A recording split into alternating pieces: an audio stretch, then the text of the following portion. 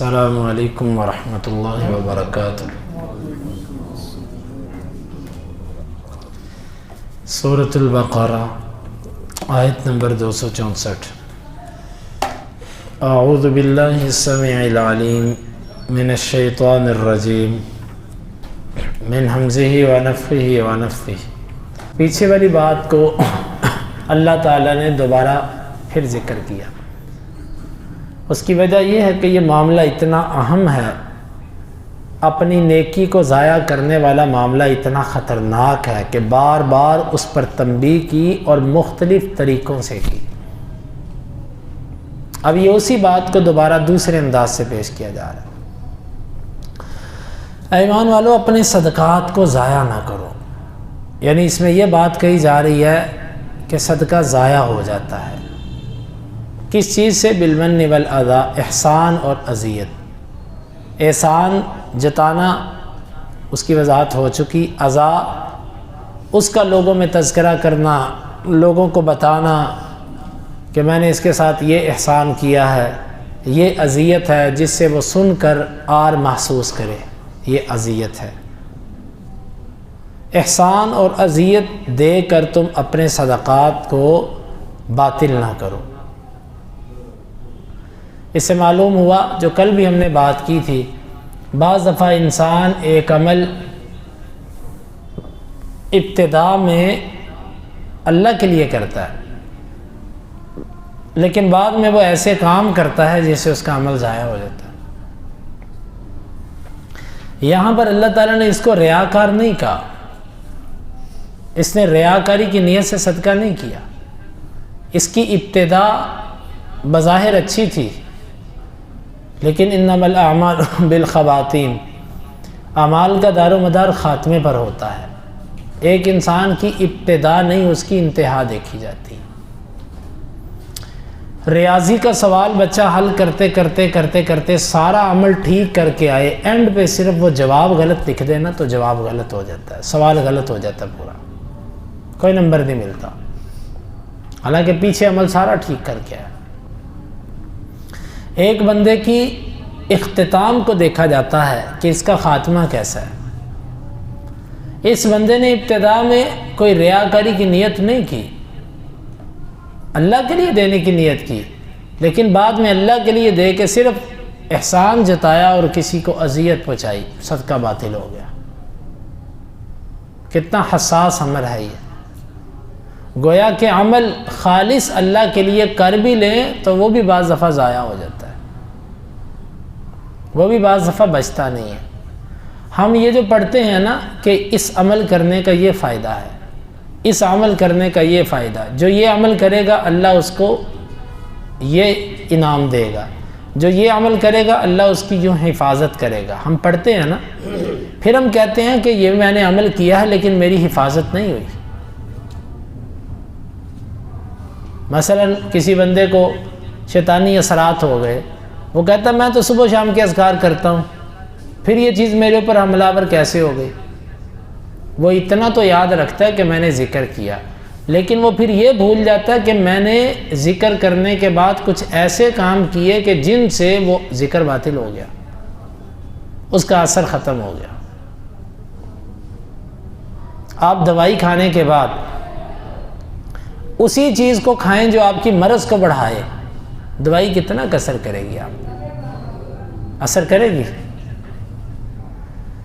اکثر لوگ کہتے ہیں جی میں نے اذکار کیے ہیں، صبح کے بھی کیے ہیں، شام کے بھی کیے۔ اذکار کیا ہے پتہ ہے؟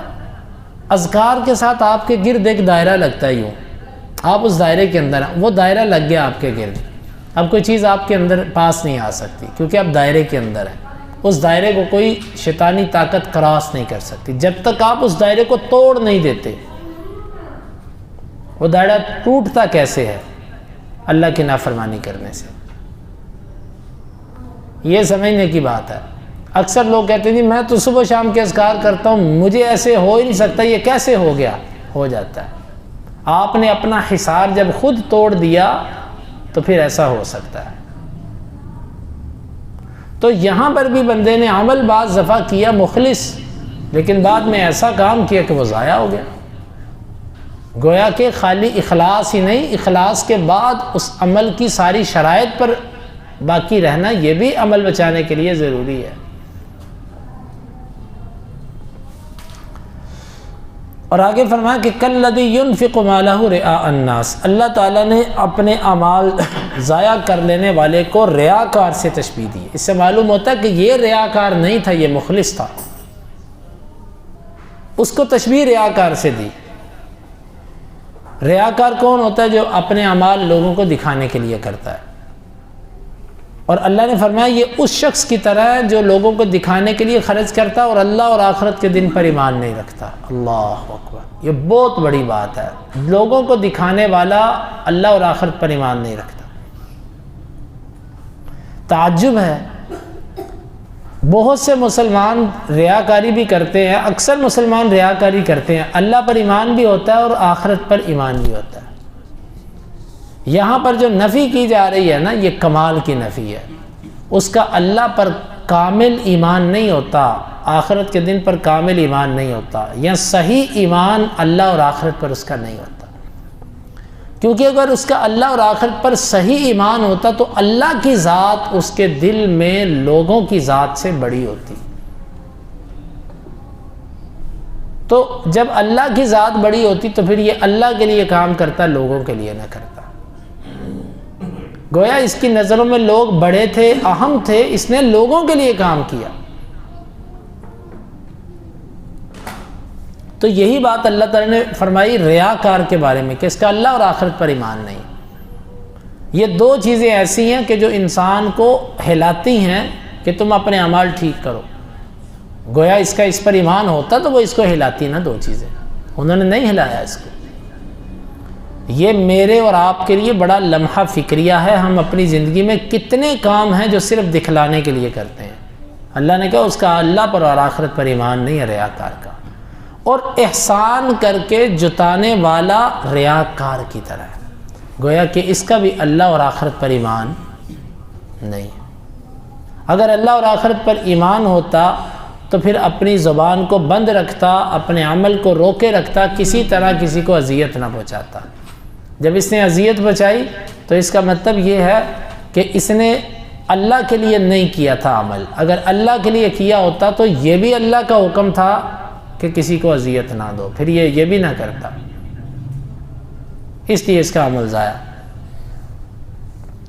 کالذی ينفق مالہ رئاء الناس ولا یؤمن باللہ والیوم الآخر فمثلہ کمثل صفوان۔ آگے اللہ تعالیٰ نے ایک مثال بیان کی ریاکار کی، اور وہ اس بندے کے ساتھ بھی جڑتی ہے کہ جس نے اپنا عمل احسان جتا کر ضائع کر دیا۔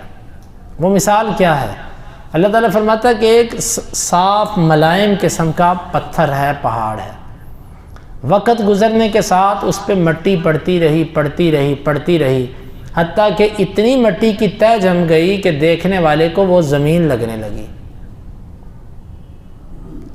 اور اس نے یہ سوچا کہ اس کے اوپر بیج بویا جائے گا تو کچھ نہ کچھ اگے گا۔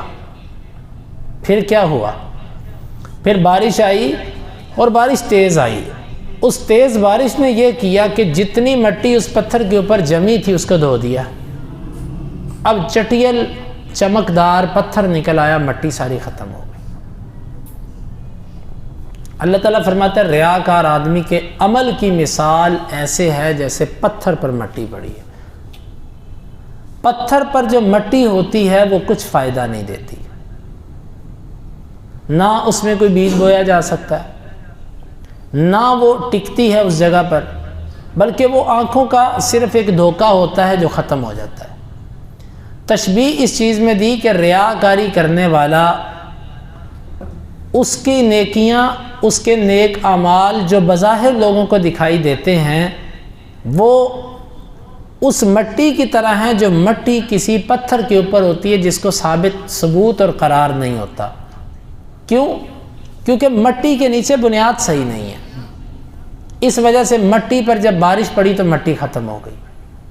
ریاکار آدمی کی نیچے بنیاد نہیں تھی۔ بنیاد کیا تھا؟ ایمان، اخلاص۔ وہ بنیاد تھی نہیں کہ جس کے اوپر اس کی مٹی ٹکتی۔ گویا کہ مٹی کو تشبیہ دی گئی ہے اعمال کے ساتھ، اور پتھر جو ہے اس کو تشبیہ دی گئی ہے اخلاص اور ایمان کے ساتھ۔ گویا کہ اس کا دل جو ہے وہ پتھر ہے، یعنی اس کا دل زرخیز زمین نہیں ہے کہ جس پہ مٹی ہو اور کچھ بیج بویا جائے اور وہ کوئی پھل نکالے۔ اس کا دل جو ہے وہ ایک پتھر کی طرح ہے، سخت ہے، جس کے اوپر کوئی بظاہر مٹی آ بھی جائے تو اس کو فائدہ نہیں ہوتا۔ یہ ریاکار آدمی کی مثال ہے کہ اس کے دنیا میں صدقے جتنے بھی ہیں یہ مٹی ہیں، جیسے ہی بارش پڑے گی یعنی جیسے آزمائش آئے گی، قیامت کا دن آئے گا، اللہ کے پاس وہ پیش ہوگا تو وہ سب کے سب اعمال دھل جائیں گے، اس کے ختم ہو جائیں گے، نیچے سے کچھ بھی نہیں نکلے گا۔ تیرا یہ عمل، اللہ میں نے یہ کیا تو نے فلاں کے لیے کیا، اللہ میں نے یہ کیا تو نے فلاں کے لیے کیا، سب اعمال ختم، کچھ اس کے پاس نہیں بچے گا۔ اور اس کے ساتھ اللہ تعالیٰ نے تشبیہ دی ہے احسان جتانے والے کو کہ اسی طرح اس کے اعمال ضائع ہو جائیں گے، اس کے کسی کام نہیں آئیں گے۔